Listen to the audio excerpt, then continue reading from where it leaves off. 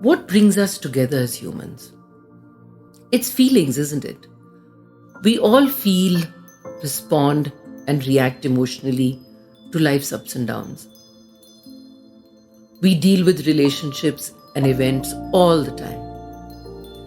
Some we can cope with, some we can comprehend and find reasons for, and others can be really confusing and disturbing.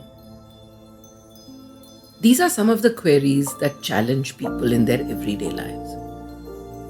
In this series, I have attempted to address a few common issues that you may be dealing with, or you may know someone else who needs help with these questions.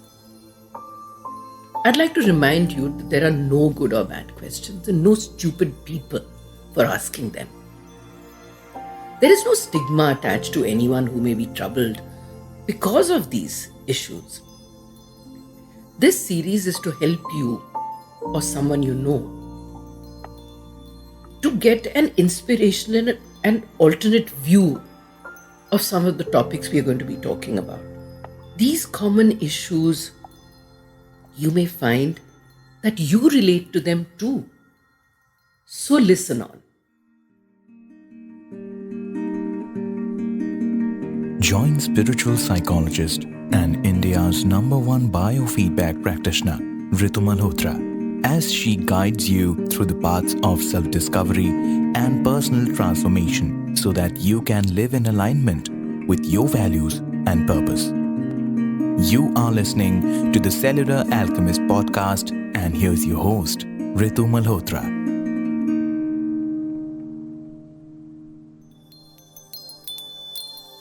What is normal? Let's talk about it. How often do you hear people say, "Oh, of course you feel hurt at being criticized. It's normal."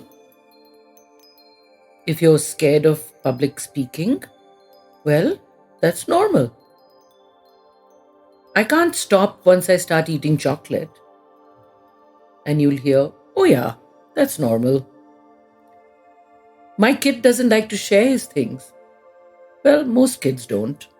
It's normal. Most of us want to be normal. We want to belong. In fact, we are hardwired to deserve belonging. And we worry about ways in which we don't quite fit in. We're deeply concerned with not being out of line. But how do we define normal? I, as a person, might be compulsive or envious or mean-hearted or feel like a fraud. Is that normal? Or just average? Average is often called normal, typical, or common. So, is the average person just fine? It's something to think about, isn't it? Someone once said to me, "Normal is dull. Why do you want to be dull and normal?" I often thought about that. But my point is that why do most of us want to be normal? I think it's because we want to please everyone. Teachers, preachers, and other influences tell us to dress or speak and behave in ways that are normal. We are often told, don't speak incorrectly, don't dress weirdly, don't act strange. I remember even at my wedding, I was surrounded by my aunts who told me a bride doesn't look up. She looks demure. And whatever you do, please don't laugh. One of them even pushed my head down when I tried to peek out of my veil. No one told me, but I think I must have been a morose and gloomy bride, thinking of all these things. So I ask you, is there some eye in the sky that tells us when we are normal and when we are not? Because being not normal is being weird according to everybody. Actually, I think that being weird means that you're not a sheep. that you think for yourself. Don't you think that normal is highly overrated? It's more fun to follow your own beat and be yourself. I mean, wear something because it's yours. Do something because that's who you are. Or else you run the risk of being like everyone else. Superficial and one dimensional. How boring. We all fear that big, scary thing, approval. And what a price we pay for succumbing to others' approval, huh?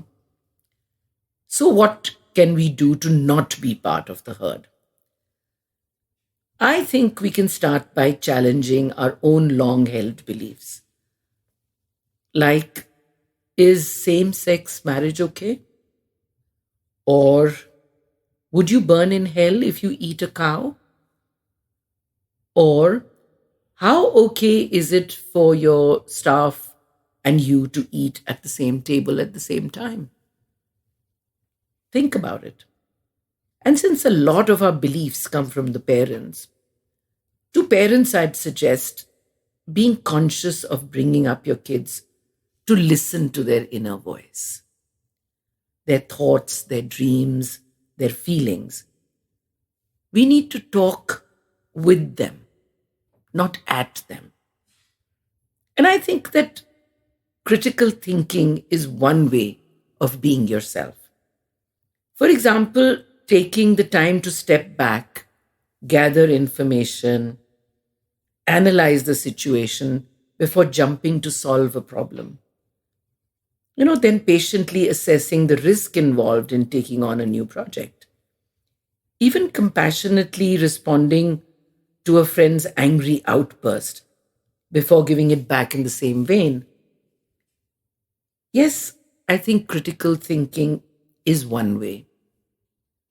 Another way is to remember that perfection doesn't exist. I always like the term not yet, which means that we'll always be works in progress. Though we're as fine as we are, of course, and yet we can do a little bit better. We can make a little improvement on ourselves. And finally, the way that really works for me is to start noticing the labels that I have for myself. I'm quiet. I'm impatient. Or I'm loud. Or smart, witty, introverted, or selective, etc. I read somewhere that labels are put on bottles and cans, not on people. So remove the labels. You are many things. The question is, which one would you want to be? And maybe in reality, we're a little of all these things. Isn't that true? Let me hear from you. What do you think? And what would you really want to be? Write to me. I'd love to hear from you.